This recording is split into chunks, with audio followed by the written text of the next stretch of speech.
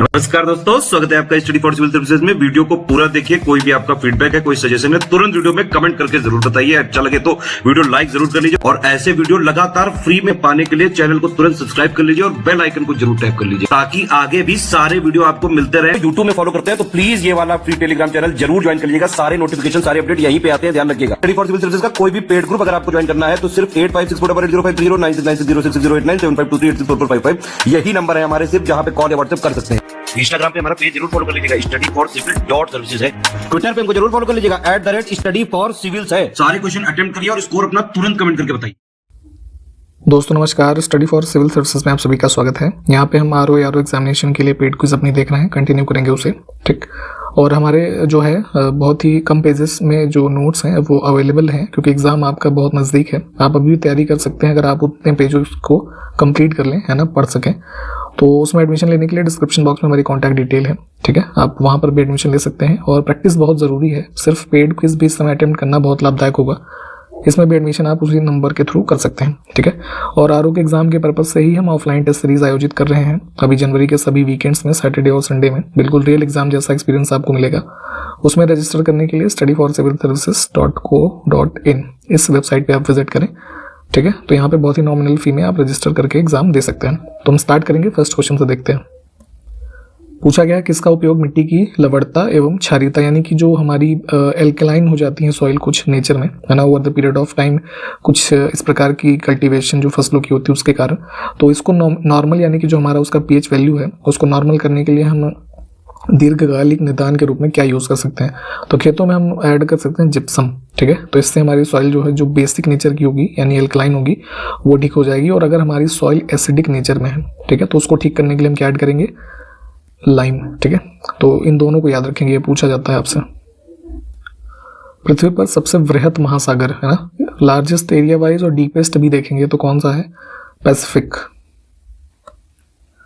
अगला देखें, निम्नलिखित मृदा अपरदन प्रक्रियाओं में प्रोसेस ऑफ सॉइल इरोजन, ठीक है। तो इरोजन आप जानते हैं कि मिट्टी के कटने, है ना, बहने और किसी अन्य स्थान पे जमा होने की घटना जो है कलेक्टिवली अपरदन यानी इरोजन के रूप में जानी जाती है। तो इसके कई सारे फेजेस होते हैं। तो इन इरोजन की घटना में ये जो चारों लिखे हैं ये चारों ही होते हैं। तो सबसे पहली होती है कि जब कोई वर्षा की बूंद, है ना, या पानी की बूंद हम कह लें, वो जैसे किसी मिट्टी के ऊपर गिरेगी, है ना, तो उसको कहते हैं स्प्लैश इरोजन, आसफाल अपरदन, ठीक। तो जैसे पानी की बूंद गिरी तो कुछ एरिया का मिट्टी वो हटाएगी ना, तो ऐसे होता है। फिर शीट इरोजन जो है, रेल गली, ये सब, है ना, सारे होते हैं। तो इन सब के बारे में डिटेल में थोड़ा पढ़िए। भारत में मृदा संरक्षण के लिए उपयुक्त नहीं होगा यहाँ पे, है ना, निम्नलिखित में से कौन सी विधियां उपयुक्त समझी जाती हैं। तो क्रॉप रोटेशन सबसे पॉपुलर है, जैसे शस्यावर्तन, फसलों का हेर फेर, यानी किसी सीजन में कोई फसल बोई फिर दूसरी फसल बोई, है ना। फिर जैसे टेरेसिंग होती है, वेदिका निर्माण, वायु रोध यानी इसको जो है हम विंड ब्रेक बोलते हैं। फिर जैसे ये सैंड फेंसेस का कुछ निर्माण होता है। तो इन सब के बारे में भी चाहें तो डिटेल में पढ़िए, क्या क्या फीचर्स होते हैं। तीनों ही सही होंगे।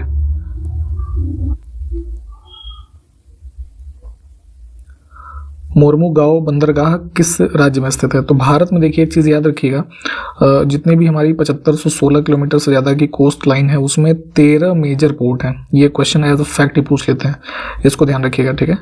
तो 13 में से ही एक है मोरमू गांव, ये गोवा में स्थित है, ठीक है। तो ये 13 की कम से कम लोकेशन कहाँ पे है और किस राज्य मतलब में, एक बार मैप पे देखते हुए इसको लोकेट कर लीजिए। इससे क्वेश्चन एक पूछ लेता है।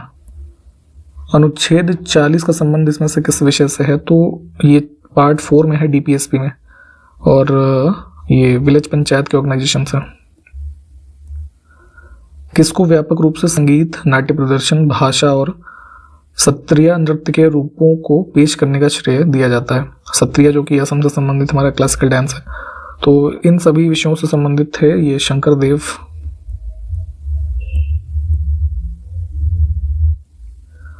बुंदेलखंड रीजन में खासकर जो आप देखते हैं मध्य प्रदेश और उत्तर प्रदेश का क्षेत्र, तो यहाँ पे जो चंबल घाटियाँ हैं इसमें जो ये खोह खड्डों का निर्माण हुआ है, तो इसमें से ये अपरदन का कौन सा रूप है। तो भी जैसे हमने ऊपर देखा है ना, तो ये सब फॉर्मेशन हुए हैं। जैसे अभी सबसे स्टार्टिंग में हमने देखा था स्प्लैश वाला, ठीक है। तो उसी के अगले प्रोसेस में होता है गली इरोजन, जब ऐसे बड़ी बड़ी, है ना, अवनालिका अपरदन के रूप में आकृति हमारी जो स्थल आकृति है बन जाती है।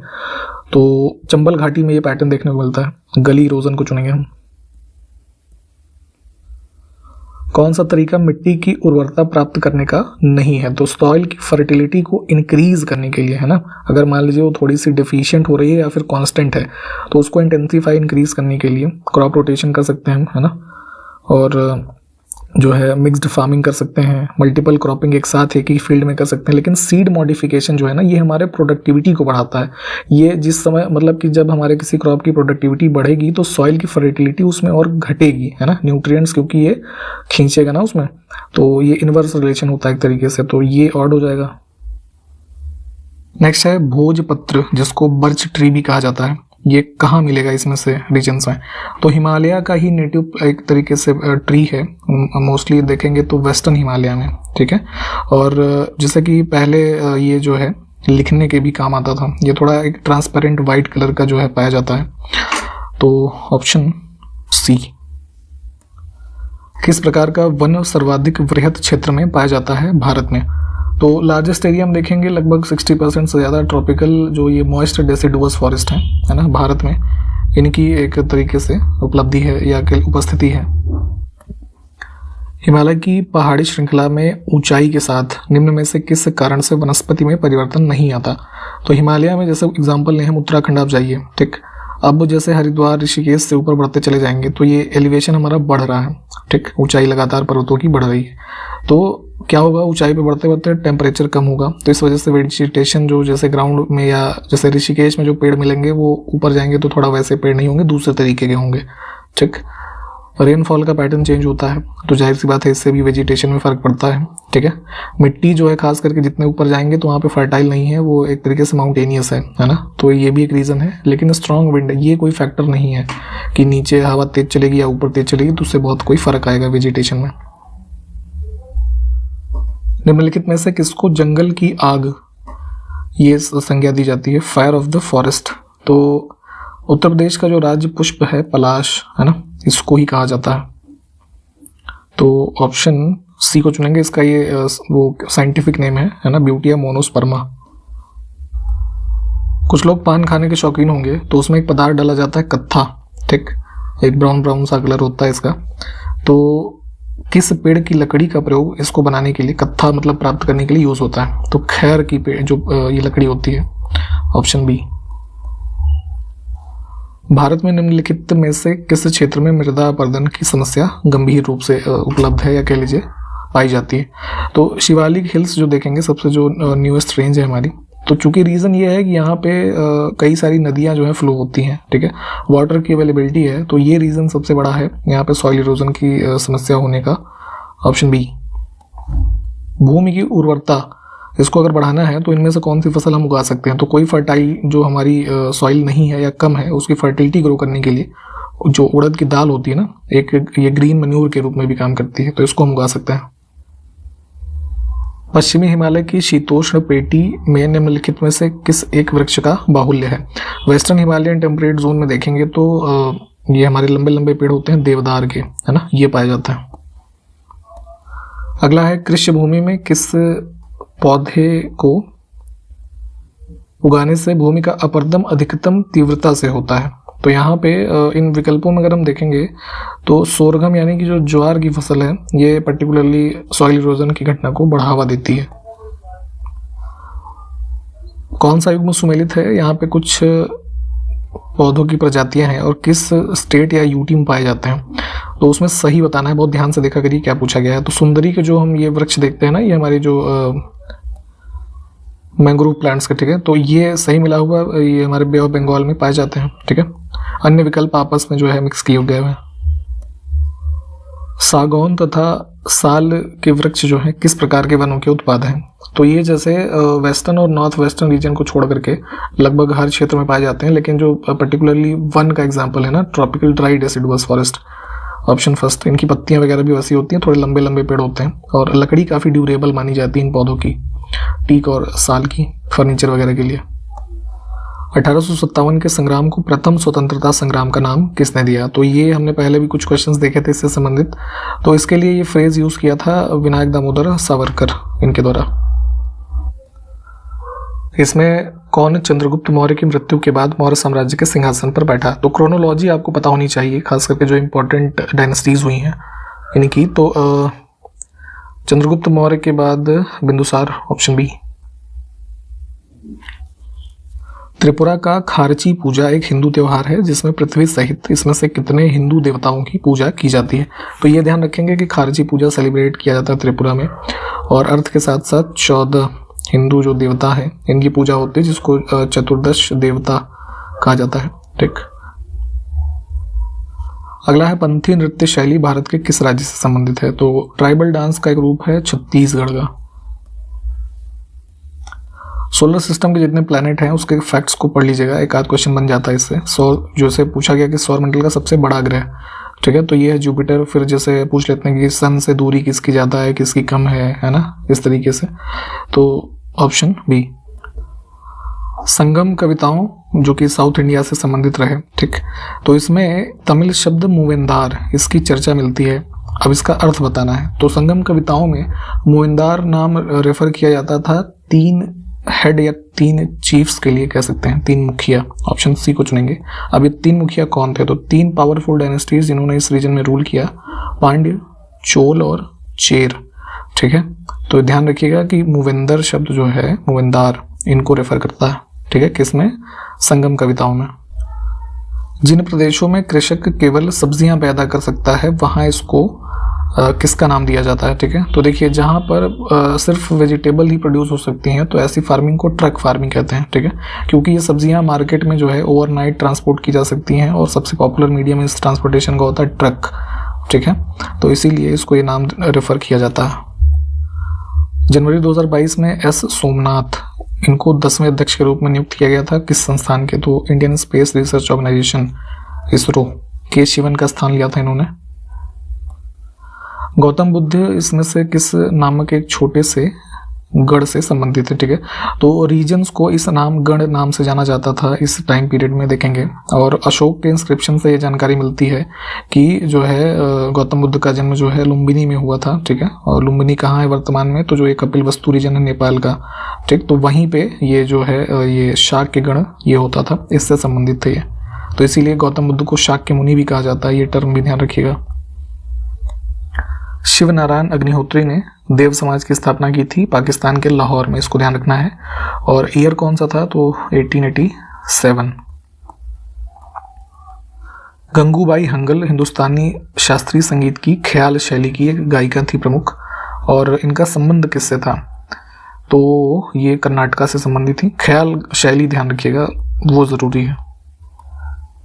राज्यसभा के द्वारा एक धन विधेयक को कितने दिनों के भीतर या तो सिफारिश के साथ या सिफारिश के बिना लोकसभा में वापस भेजना अनिवार्य होता है?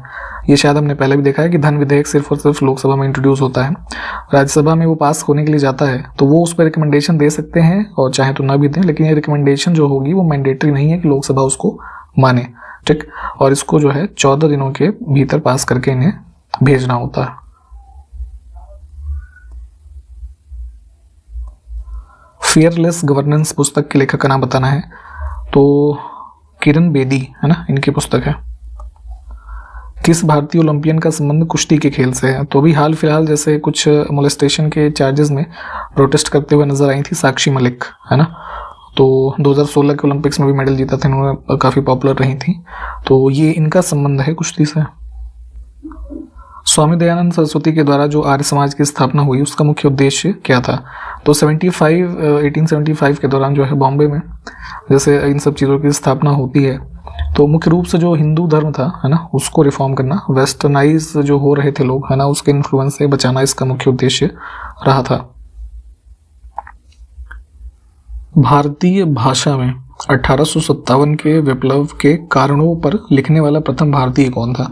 तो रिवॉल्ट जो 1857 का हुआ उसके कॉजेस के ऊपर राइटिंग करने वाले पहले थे सैयद अहमद खान। इन्होंने एक पुस्तक लिखी थी असाबब ए बगावत ए हिंदुस्तान करके थी। ठीक, तो इसी कॉजेस के ऊपर थी ये, तो इस वजह से ऑप्शन फर्स्ट को चुनेंगे हम। हाँ, यहाँ पे देखिए लिखा भी हुआ है। तथाकथित प्रथम राष्ट्रीय स्वतंत्रता संग्राम यानी 1857 की क्रांति की बात हो रही है। तो यह न प्रथम, न राष्ट्रीय और न ही स्वतंत्रता का संग्राम था। तो ये कथन किससे संबद्ध है। ठीक, तो कई सारे लोगों के अलग अलग विचार रहे। तो यहाँ पे ये स्टेटमेंट संबंधित है आरसी मजूमदार से।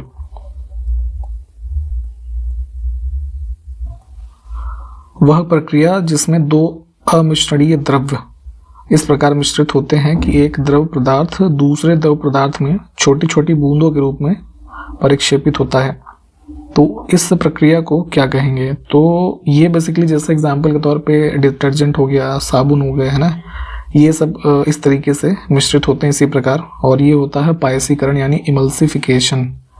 ठीक,